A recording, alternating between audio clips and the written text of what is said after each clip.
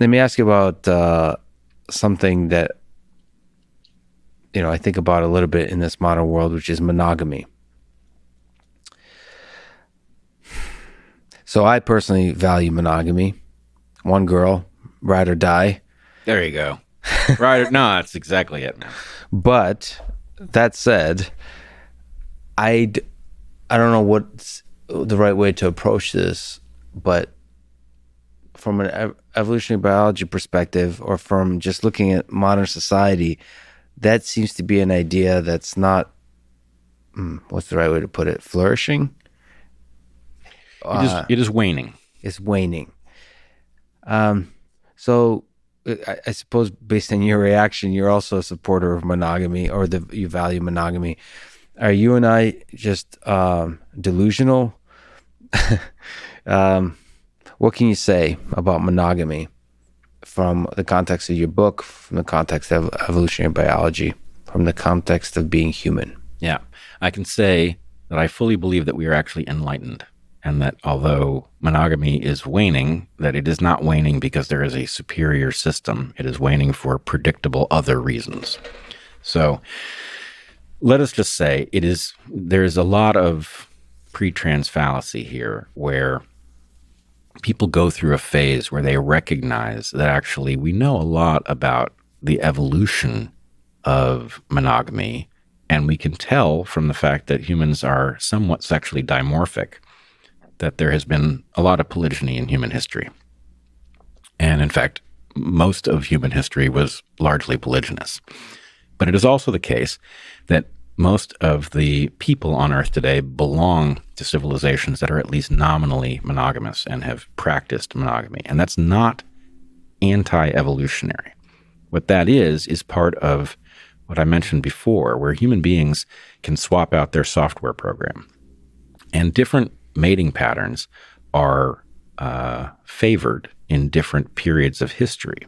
So I would argue that the benefit of monogamy, the primary one that drives the evolution of monogamous patterns in humans, is that it brings all adults into child rearing.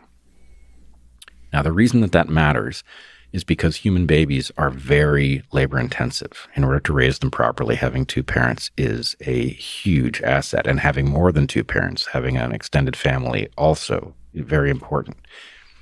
But what that means is that for a population that is expanding, a monogamous mating system makes sense.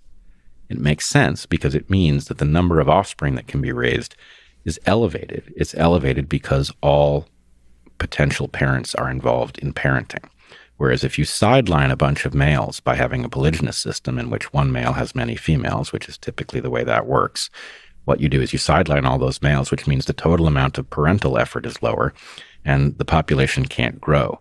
So what I'm arguing is that you should expect to see populations that face the possibility of expansion endorse monogamy, and at the point that they have reached carrying capacity, you should expect to see polygyny break back out.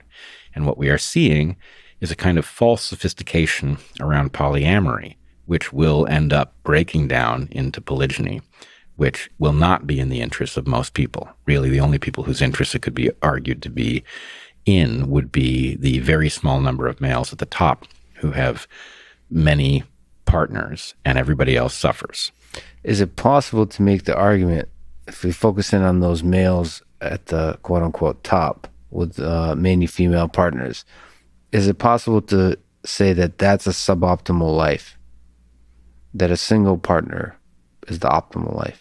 Well, it depends what you mean. I have a feeling that you and I wouldn't have to go very far to figure out that what might be evolutionarily optimal doesn't match my values as a person, and I'm sure it doesn't match yours either. Can we try to dig into that gap between those two? Sure. We can do it very simply. Selection might favor your engaging in war against a defenseless enemy or genocide, right? It's not hard to figure out how that might put your genes at advantage. I don't know about you, Lex. I'm not getting involved in no genocide. It's not going to happen. I won't do it. I will do anything to avoid it. So some part of me has decided that my conscious self and the values that I hold trump my evolutionary self. And once you figure out that in some extreme case that's true, and then you realize that that means it must be possible in many other cases, and you start going through all of the things that selection would favor, and you realize that a fair fraction of the time, actually, you're not up for this. You don't want to be some robot on a mission that involves genocide when necessary. You want to be your own person and accomplish things that you think are valuable. And so among those are not advocating, let's suppose you were in a position to be one of those males at the top of a polygynous system. We both know why that would be rewarding, right? But we also both recognize. Do we? Yeah, sure. Lots of sex? Yeah. Okay, what else? Lots of sex and lots of variety, right? So look, every red-blooded American/Russian male can understand why that's appealing, right? On the other hand, it is up against an alternative, which is having a partner with whom one is bonded especially closely, right? Right. And AKA so love. Right. Well, I don't want to straw man the polygyny position. Obviously, polygyny is complex, and there's nothing that stops a man, presumably, from loving multiple partners and from them loving him back. But in terms, if love is your thing, there's a question about, okay, what is the quality of love if it is divided over multiple partners, right? And what is the net consequence for love in a society when multiple people will be frozen out for every individual male, in this case, who has it? And what I would argue is, and this is weird to even talk about, but this is partially me just talking from personal experience. I think there actually is a monogamy program in us, and it's not automatic. But if you take it seriously, you can find it. And frankly, marriage, and it doesn't have to be marriage, but whatever it is that results in a lifelong bond with a partner, has gotten a very bad rap. It's the butt of too many jokes. But the truth is, it's hugely rewarding. It's not easy. But if you know that you're looking for something, right? If you know that the objective actually exists and it's not some utopian fantasy that can't be found, if you know that there's some real world, warts and all version of it, then you might actually think, hey, that is something I want, and you might pursue it. And my guess is you'd be very happy when you find it. Yeah, I think there is, getting to the fundamentals of the emergent, I feel like there is some kind of physics of love. So one, there's a conservation thing going on. So if you have like many partners, yeah, in theory, you should be able to love all of them deeply. But it seems like in reality, that love gets split. Yep. Now, there's another law that's interesting in terms of monogamy.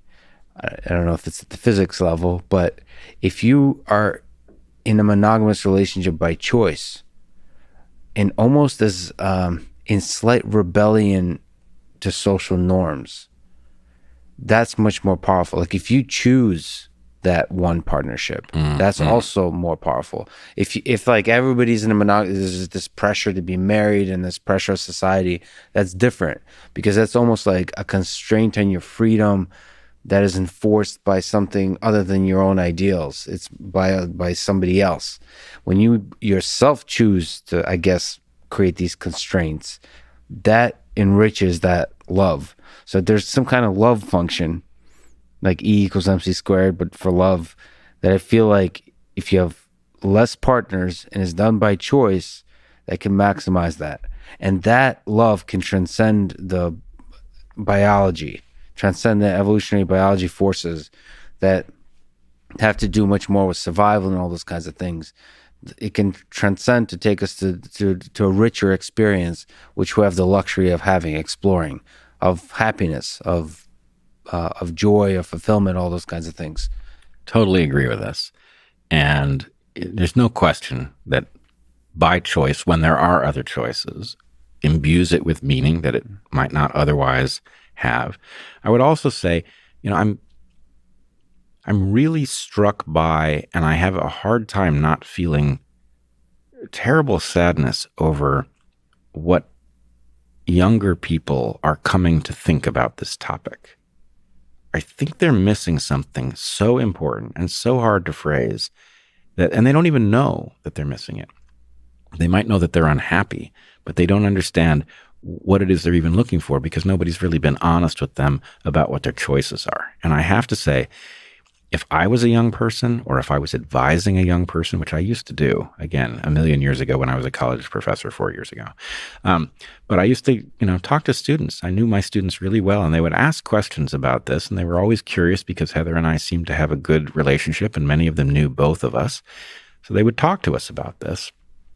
If I was advising somebody, I would say, do not bypass the possibility that what you are supposed to do is find somebody worthy, somebody who can handle it, somebody who you are compatible with, and that you don't have to be perfectly compatible. It's not about dating until you find the one. It's about finding somebody whose underlying values and viewpoint are complementary to yours, sufficient that you fall in love. If you find that person, opt out together. Get out of this damn system that's telling you what's sophisticated to think about love and romance and sex. Ignore it together, right? That's the key. And I believe you'll end up laughing in the end if you do it. You'll discover, wow, that's a hellscape that I opted out of.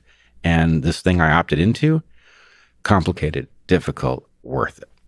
Nothing that's worth it is ever not difficult. So we should even just skip the whole statement about difficult. Yeah. No, right. I want to be honest. It's not like, oh, it's nonstop joy. No, it's freaking complex, but worth it. No question in my mind.